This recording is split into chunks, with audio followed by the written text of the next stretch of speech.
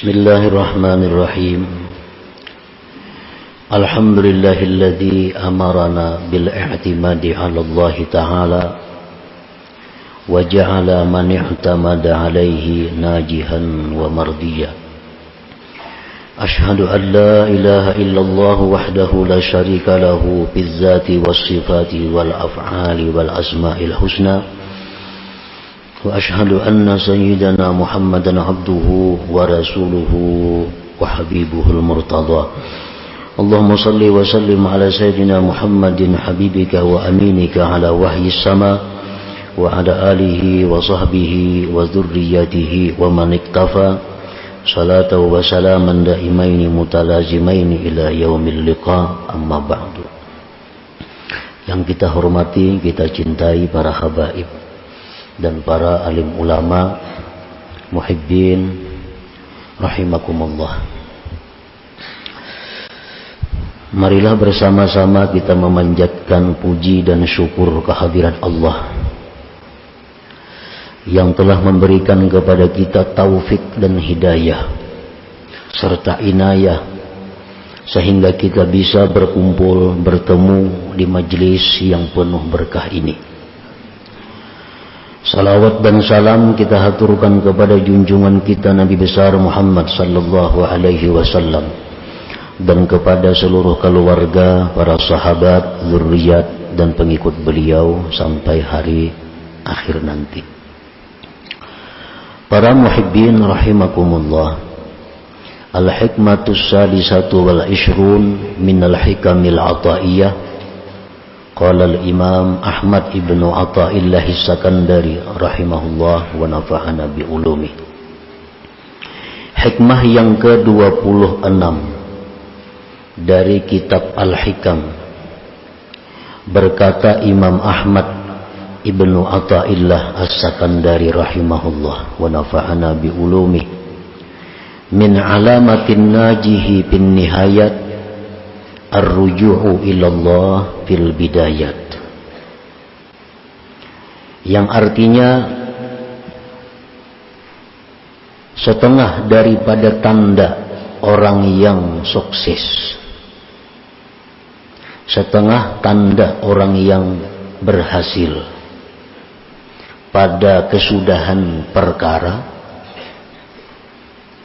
Ar-ruju'u ilallah fil bidayat, kembali kepada Allah pada permulaan. Itulah terjemahnya. Hadhil hikmah syarhun lima qablaha. Ini hikmah yang ke-26 merupakan syarah atau penjelasan dari hikmah yang sebelumnya, hikmah yang ke-25. Idza aradta husula syai'in min hawaijid dunya awil akhirah wa aradta an tanjaha fi amrik wa tablugha muradaka fih wa takuna nihayatuhu hasanatan wa aqibatuhu mahmudah fabda bi talabika dzalik bihaulillahi wa quwwatihi wabra min haulika wa quwwatik wasta'in billahi ta'ala wa tawakkal alaihi. Apabila engkau menghendaki berhasilnya sesuatu, baik dari keperluan dunia atau keperluan akhirat, dan apabila engkau menghendaki bahwa engkau berhasil pada perkara urusan engkau,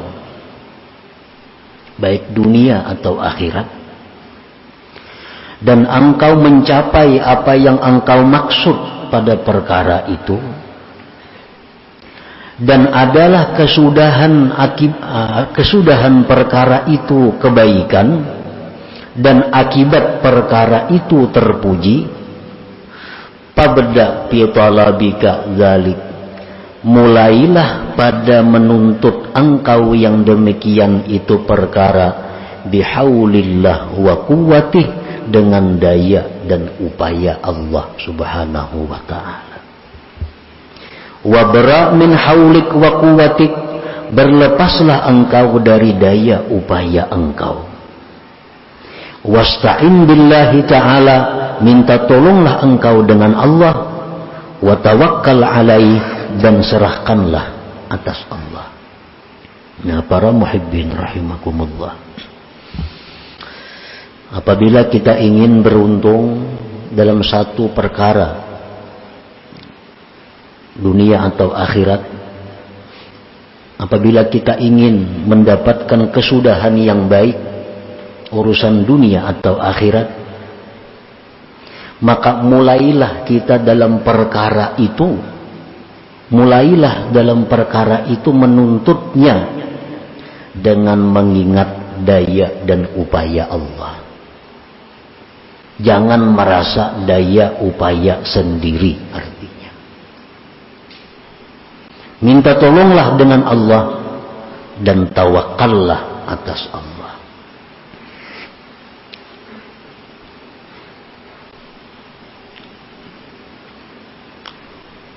Kita berusaha bertani umpamanya. Nah, bagaimana pertanian kita ini supaya sukses, supaya berhasil, supaya akibatnya baik, supaya akibatnya terpuji? Maka mulailah bercucuk tanam itu dengan mengingat bahwa aku bercucuk tanam ini adalah dengan daya dan upaya Allah subhanahu wa ta'ala, dan aku minta pertolongan kepada Allah dan aku berserah kepadanya. Nah, mulailah bercucuk tanam. Maka pertanian itu pasti akan mendatangkan kebaikan, pasti akan mendatangkan akhir yang terpuji bagi petani tersebut.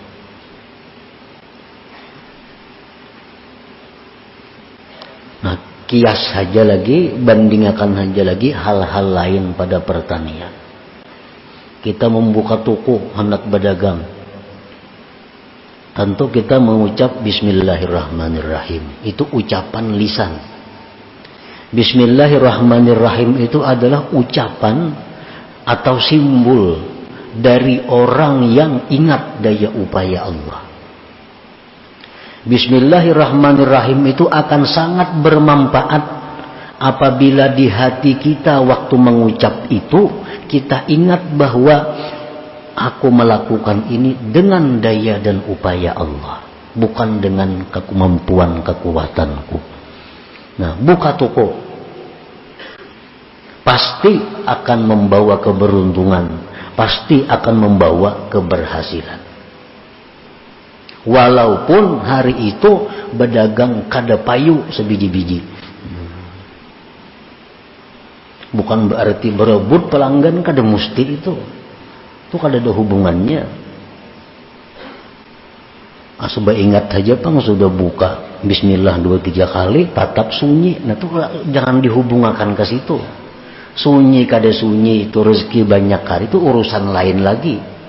Yang penting kita berdagang saat itu bila kita mulai dengan Bismillah, dengan daya dan upaya Allah, maka perdagangan kita hari itu perdagangan yang diridai Allah, perdagangan yang beruntung, perdagangan yang membawa kebaikan dan akibat yang terpuji. Perkara duit banyak kadang yang datang itu urusan rezeki lain lagi takdirnya. Nah, apabila kita berdagang atau bertani, kita lupa bahwa kita itu bisa demikian dengan daya upaya Allah. Kita hanya mengandalkan bahwa itu adalah kecerdikan kita, karena kelihayan kita. Lalu kita sukses, banyak rezeki. Walaupun banyak rezeki, itu hukumnya masih dianggap rugi di sisi Allah subhanahu wa ta'ala. Walaupun banyak dapat duit, tetap rugi. Kenapa? Karena dia mulai usaha itu dengan memandang kekuatan daya upaya dirinya sendiri, lupa yang sebenarnya bahwa itu adalah haulillah wa quwwatillah. Nah, para muhibbin rahimakumullah, masak umpamanya. Nah, kita memasak, mulai kita mengisai barasnya, kita ingat bahwa kita mengisai ini daya dan upaya Allah. Kita buat nasi ke dalam panci yang menggurak, kita ingat kita membuat ini bisa membuat tangan menggerakkan dengan daya dan upaya Allah. Maka masakan yang kita masak itu jadi masakan yang terpuji. Masakan yang kita masak itu menjadi masakan yang diridai Allah. Perkara nasinya hangit atau mantah itu lain urusannya. Perkara nyaman kada nyaman itu lain urusannya. Yang pasti bahwa masakan kita hari itu masakan yang terpuji, masakan yang mulia, masakan yang diridai Allah Subhanahu wa ta'ala. Bagaimanapun kita hebatnya memasak satu masakan, bagaimanapun lezatnya masakan yang kita masak, tapi bila kita lupa bahwa kita bisa demikian dengan daya dan upaya Allah, maka masakan itu masakan yang rugi, masakan yang hina di sisi Allah Subhanahu wa ta'ala. فَإِذَا طَلَبْتَ شَيْئًا وَكُنْتَ فِيهِ مُعْتَمِدًا عَلَى اللَّهِ وَمُفَوِّضًا أَمْرَكَ إِلَى اللَّهِ كَانَ ذَلِكَ عَلَامَةَ نَجَاحِ نِهَايَتِكَ وَحُصُولِ مَطْلَبِكَ. Apabila engkau menuntut sesuatu, menghendaki sesuatu, dan engkau pada sesuatu itu berpegang atas Allah, menyerahkan perkara engkau kepada Allah, maka yang demikian itu adalah tanda berhasilnya kesudahan engkau dan berhasilnya apa yang kamu tuntut. Bila kita mampu, bila kita kawa, di permulaan itu baik, di permulaan itu ingat daya dan upaya Allah, maka itu tanda akan berhasilnya sesuatu itu. Kita mulai rumah, turun menuntut ilmu, turun menuntut ilmu, turun dari rumah bismillahirrahmanirrahim, adhabu artinya, adhabunya kada disambat pang dalam hati aja itu. Kita menambahin apa pulang orang bismillah bertambah-tambah, bismillahirrahmanirrahim di dalam hati adhabu, dengan nama Allah, artinya dengan pertolongan Allah, dengan daya upaya Allah yang maha pengasih lagi penyayang, adhabu, aku pergi, aku berangkat. Nah ini ngarannya mulai dengan Allah. Apabila kita mulai rumah demikian, sampai kita ke majelis ilmu, maka ilmu yang kita terima itu pasti akan bermanfaat. Ilmu yang kita terima itu akan bisa kita amalkan. Kenapa? Karena permulaannya mulai dengan daya upaya Allah Subhanahu wa ta'ala. Wa idza talabta syai'an bi nafsik mu'tamidan ala haulik wa quwwatik harisan ala qada'ihi jahidan fi talabihi kana dzalika alamatan ala adami qada'ihi wa in qudiya wukilta ilai fata'ibta bi sababihi wa lam tu'an ala syu'unihi. Apabila engkau mencari sesuatu, menuntut sesuatu dengan diri engkau sendiri. Nah kita ini merasa kita seorangan nang begawi ini. Bujur bismillah diucap tapi di hati kada napa-napa. Cuma sekadar kebiasaan nak makan bismillahirrahmanirrahim. Makannya 2-3 piring alahan pada nang ada bismillah. Mestinya orang berbismillah itu cukup sudah. Nah, bismillahirrahmanirrahim sudah jadi kebiasaan, padahal kita mengucap bismillah itu mestinya macam tadi hati kita. Nah bila engkau menghendaki sesuatu dengan mengandalkan diri engkau, berpegang kepada kekuatan diri engkau, kecerdikan engkau, ingin bahwa berhasil, bersungguh-sungguh pada mencarinya, itu tanda akan tiada berhasil, tanda tiada berhasil. Wa in wuqiya wukilta ilai, jika berhasil juga apa yang kau tuntut itu, maka Allah akan menyerahkan urusannya kepada engkau. Allah akan menyerahkan urusannya kepada engkau. Maka bila Allah menyerahkan sesuatu kepada kita, itu menunjukkan tanda kehancuran kita. Apabila Allah tuh sudah, ya Tuhan, dagangan ikan tuh urus dia, tanda hancur dagangan itu. Bila Allah sudah menyerahkan pertanian ikan tuh urus dia, ya Tuhan, tanda hancur pertanian itu. Ya Tuhan, diri ikan tuh urus dia seorang, tanda hancur diri kita. Makanya Nabi seringkali berdoa, Rabbi la takilni ila nafsi tarfata ain. Itu doa yang seringkali dibaca Nabi. Artinya, ya Allah, jangan kau serahkan mengurus diriku ini kepadaku walaupun sekejap mata. Apalagi sehari Tuhan menyerahkan kita mengurus diri seorang. Nah, Nabi kita minta kepada Allah agar jangan sampai diri sidin seorang mengurusnya walau sekejap mata. Nah, karena bila Allah menyerahkan sesuatu kepada kita, tanda kehancuran. Tapi bila Allah mengurusnya, nah ini tanda keberhasilan, akan sukses.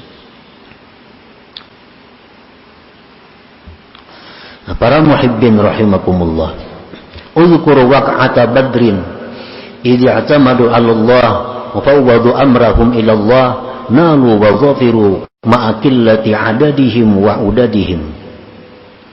Ingatlah kejadian perang Badar, perang besar pertama dalam Islam. Pada waktu perang Badar itu, sahabat-sahabat Rasulullah ini mereka berpegang semata-mata kepada Allah. Kenapa berpegang? Karena mereka merasa tidak punya apa-apa. Kada punya persenjataan yang baik, kada punya kekuatan yang baik, belum punya latihan perang yang baik. Lalu mereka semata-mata bulat hati menyerahkan perang ini kepada Allah. Mereka menang. Mereka menang. Padahal sedikit perlengkapan dan bilangannya. Umat Islam cuma 313 orang. Orang kafir lebih daripada 1000 orang dengan perlengkapan senjata yang lengkap. Tetapi karena yang 313 ini menyerahkan urusannya kepada Allah, maka berhasil. Menang dalam perang Badar. Nah, para muhibbin rahimakumullah, wadhkuru ghazwata Hunain idh a'jabal muslimun bikasrati adadihim wa udadihim wa hum 12,000 fa aktsar in hazamu. Ingat pula perang Hunain. Ada perang yang namanya perang Hunain di zaman Rasulullah sallallahu alaihi wasallam. Perang Hunain itu kaum muslimin lupa kepada Allah. Kenapa? Karena merasa banyak, membawa pasukan sebanyak 12.000 lebih. Yang diserang cuma sebuah kampung. Nah, pasukan muslimin 12.000, kekuatan lengkap. Nah, mereka lupa kepada Allah karena mengandalkan kekuatan, mengandalkan kemampuan yang ada. In hazamu, akhirnya kalah kaum muslimin. Kalah dalam perang Hunain itu. Padahal 12.000 lebih prajurit, perlengkapan cukup, yang dihadapi sebuah kampung. Tapi karena mereka mengandalkan perlengkapan, mengandalkan kehebatan, mengandalkan banyaknya jumlah tentara, akhirnya kalah. Nah, makanya tadi, wa in talabta syai'an bi nafsik mu'tamidan ala haulik wa quwwatik, kana dzalika alamatan ala adami qada'i. Bila kita mengerjakan sesuatu berpegang kepada kemampuan diri, berpegang kepada keahlian diri, berpegang kepada kehebatan diri, itu tanda tidak berhasil. Kalau berhasil juga, maka Allah akan menyerahkan kepadanya. Urus ya Tuhan, engkau pintar aja.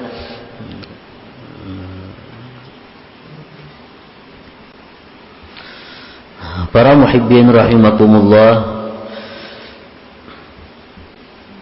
warruju' ila Allah fil ibtida' hisnun hasin lil ikhlas.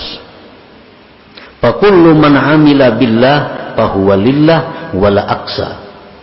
Wal farqu bainal 'amali billah wal 'amali lillah kal farqi bainadz zahab wal fiddah.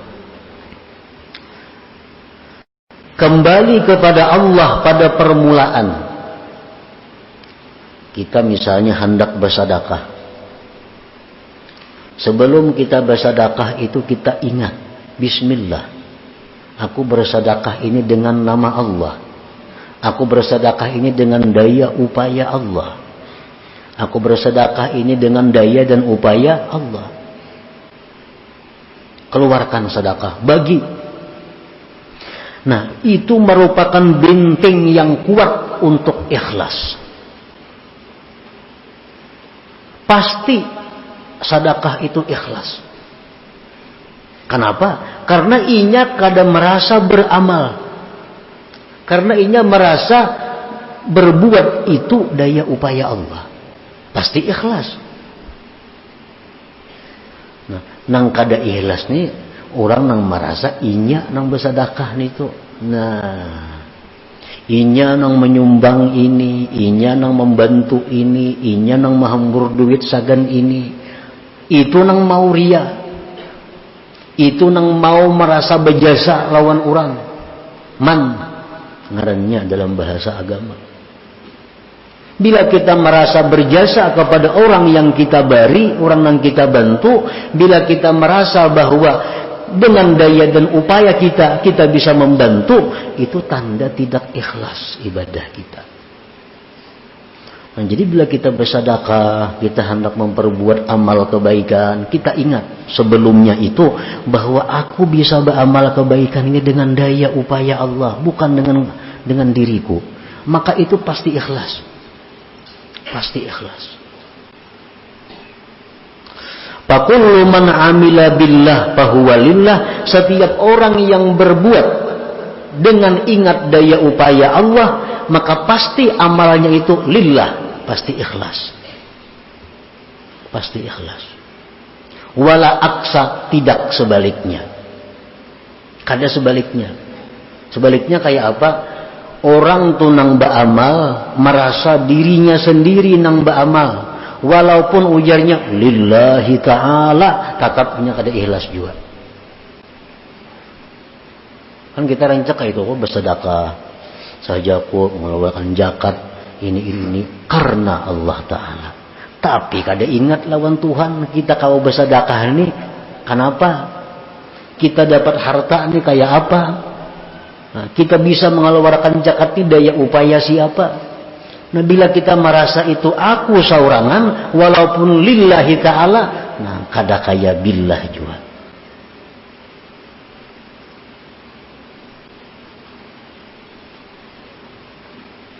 Kita puasa esok hari karena Allah Ta'ala. Nah, itu bisa ikhlas, bisa kada. Tetapi kalau dia berpuasa itu merasakan bahwa dia besok berpuasa dengan daya dan upaya Allah, atau bahasa lain dengan pertolongan Allah, maka itu sudah pasti akan lillahi ta'ala. Sudah pasti akan lillahi ta'ala. Wal farqu bainal amal billah wal amal lillah kal farqi bainadz zahab wal fiddah. Perbedaan antara orang yang beramal tetapi sebelum beramal dia ingat bahwa dia bisa beramal karena pertolongan Allah, lawan orang nang beramal kada demikian, hanya lillahi ta'ala aja, perbedaannya sama antara emas dan perak.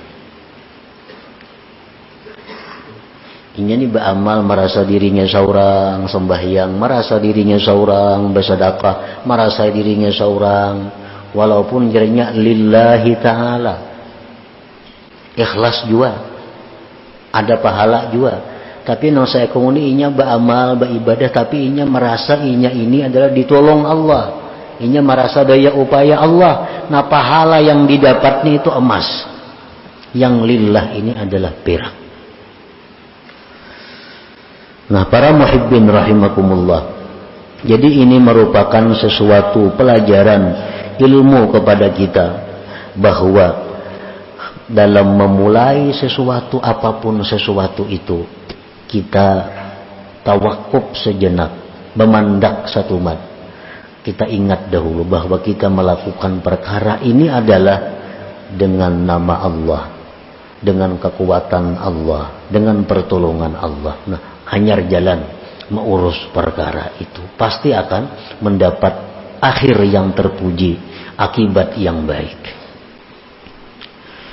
Summa kammalal musannifu hadhil hikmata as-sadisata wal 20 bil hikmati as-sabi'ah wal 20. Faqala, kemudian musannif menyempurnakan ini hikmah yang ke-26 dengan hikmah yang ke-27. Faqala, beliau berkata, man asyraqat bidayatuhu asyraqat nihayatuhu. Barang siapa yang bersinar permulaannya, maka dia akan bersinar di akhir perkaranya. Pertama ia bersinar, akhirnya akan bersinar. Maksudnya apa? Pertama permulaan yang dia ingat kepada Allah, maka itu akan membawa kepada ujung yang baik, akan membawa kepada ujung yang terpuji, membawa kepada akibat yang terpuji. Nah, man asyraqat bidayatuhu asyraqat nihayatuhu. Ini penutup daripada 3 hikmah. Daripada hikmah 25, 26 dan yang ke-27 ini. Nah, selanjutnya hikmah yang ke-28. Mudah-mudahan Allah memberikan kita taufik hidayah sehingga kita bisa mengamalkan ilmu yang diberikan Allah kepada kita ini. Wa ila hadratin Nabi sallallahu alaihi wasallam al-Fatihah. A'udzubillahi minasyaitonir rajim. Bismillahirrahmanirrahim. Iyyaka na'budu wa iyyaka nasta'in. Ihdinas siratal mustaqim. Shiratal ladzina an'amta 'alaihim. Ya Allah biha ya Allah biha ya Allah bi husnil khatimah. Ya Allah biha ya Allah biha ya Allah bi husnil khatimah. Ya Allah biha ya Allah biha ya Allah bi husnil khatimah. فيا أيها الرجو منه شفاعة صلوا عليه وسلموا تسليما. اللهم صل وسلم